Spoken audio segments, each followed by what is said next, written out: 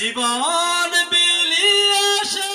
বাংলাদেশ জামায়াতে ইসলামী কুমিল্লার নাঙ্গলকোট উপজেলার ঢালুয়া ইউনিয়ন কর্তৃক আয়োজিত সামাজিক রাজনৈতিক ও বিশিষ্ট ব্যক্তিদের সম্মানে শুক্রবার চিলপাড়া মন্তলী বিয়ে বাড়ি রেস্টুরেন্টে ইফতার মাহফিল অনুষ্ঠিত হয়েছে। ইফতার মাহফিলে বাংলাদেশ জামায়াতে ইসলামী ঢালুয়া ইউনিয়ন সভাপতি মাওলানা আব্দুল হামিদের সভাপতিত্বে প্রধান অতিথির বক্তব্য রাখেন বাংলাদেশ জামায়াতে ইসলামী নাঙ্গলকোট উপজেলা শাখার আমির মাওলানা মোহাম্মদ জামাল উদ্দিন, জামায়াতে ইসলামী ঢালুয়া ইউনিয়ন সেক্রেটারি মোহাম্মদ ফয়সাল হোসেনের সঞ্চালনায় বিশেষ অতিথির বক্তব্য রাখেন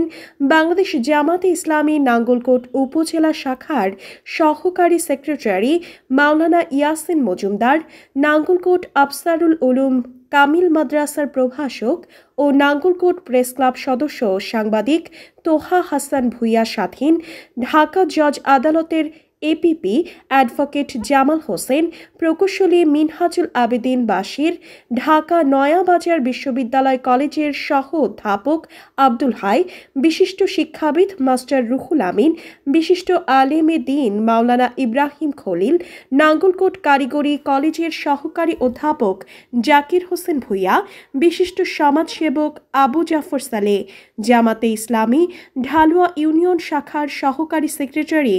আনম নুরুন নবী প্রমুখ। এ সময় সামাজিক, রাজনৈতিক, শিক্ষক, সাংবাদিক, ডাক্তার, ইঞ্জিনিয়ার, আইনজীবী সহ